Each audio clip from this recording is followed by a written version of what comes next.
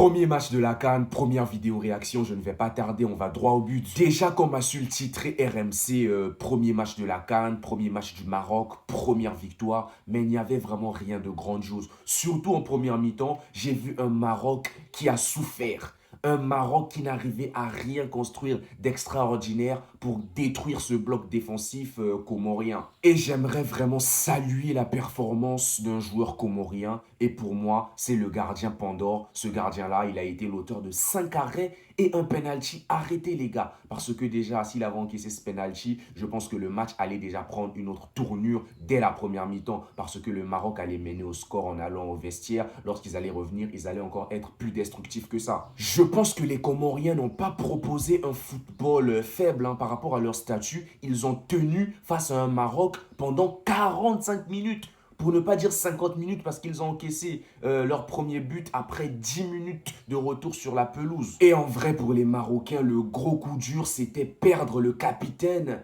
après moins de 20 minutes de jeu en première mi-temps. Mais au retour des vestiaires, on a un Brahim Diaz qui a bien porté son équipe. D'ailleurs, c'est lui l'homme du match. Il a obtenu un penalty en première mi-temps. Mais pour moi, le penalty, il était trop sévère. Pour moi, il n'y avait pas penalty. Il n'y avait pas vraiment un contact violent. Mais l'arbitre a pris la décision de donner un penalty qui a été raté derrière. Comme j'ai dit, le gardien des Comores, Pandore, il a fait vraiment un beau match. Brahim ne s'est pas arrêté qu'à ce penalty provoqué. Il revient, il marque un but. Il est élu homme du match. Et il faut parler du fait qu'on a peut-être déjà eu droit au plus beau but de la CAN dès le premier match de la CAN. Pourquoi pas le plus beau but de l'année 2025? Moi, je vous le dis, parce que c'est un magnifique but, les gars. Le but, il est bien réalisé. Le geste technique, pardon, il est bien réalisé. Le centre, il est bien réalisé. Le gardien comorien ne pouvait rien faire. Et pour les Comoriens, il ne faut pas se décourager. Moi, je vais vous le dire. Ils ont proposé un bloc bas bien. C'est vrai que les blocs bas sont beaucoup critiqués dans le foot. On dit que ceux qui jouent au bloc bas ne savent pas jouer au foot. Ça détruit le foot et tout ça. Mais moi, je pense que lorsqu'on a un statut comme le Comore, on vient jouer face à une équipe qui est le Maroc. C'est normal qu'on joue comme ça. C'est normal qu'on joue comme ça parce qu'on ne va pas tenter à attaquer, à mettre tout le monde devant. On va prendre beaucoup de buts. Ils ont bien géré défensivement. Ils ont juste merdé sur les ressorties de balles. Ils n'arrivaient pas à ressortir les ballons. Pour moi, s'ils ressortaient bien les ballons, les gars, ils pouvaient faire quelque chose. Ils pouvaient décrocher un match nul. Ils pouvaient marquer un but. Ils n'arrivaient pas. Dès lors qu'ils défendaient bien, ils perdaient encore le ballon. Dès lors qu'ils récupéraient le ballon, ils n'arrivaient pas à avancer. Et les Marocains mettaient plus de pression.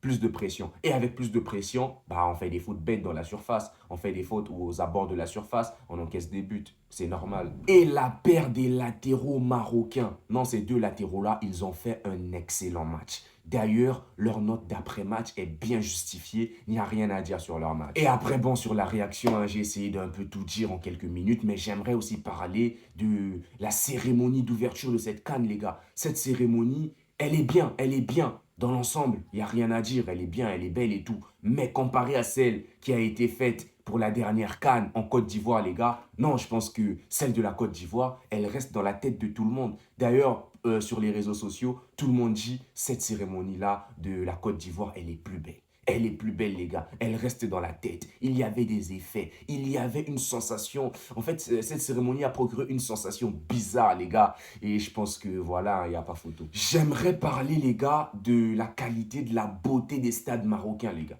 Parce que le stade où on joue le premier match, là, Maroc-Comores, mais le stade, il est beau.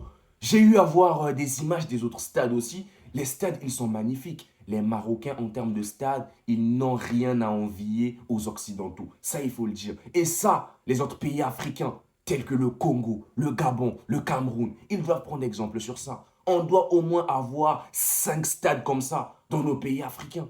Oui, dans nos pays africains. Avec ça, si les Marocains ils ajoutent, je ne sais pas encore, 3 stades, pourquoi ne pas demander la participation d'une Coupe du Monde au Maroc? Pourquoi ne pas demander? Pourquoi ne pas rêver, les gars? Pourquoi? Pourquoi pas? Qu'est-ce que je dis? Pourquoi pas? Non, mais les gars, je suis vraiment KO devant les stades marocains. C'est vraiment quelque chose, les gars.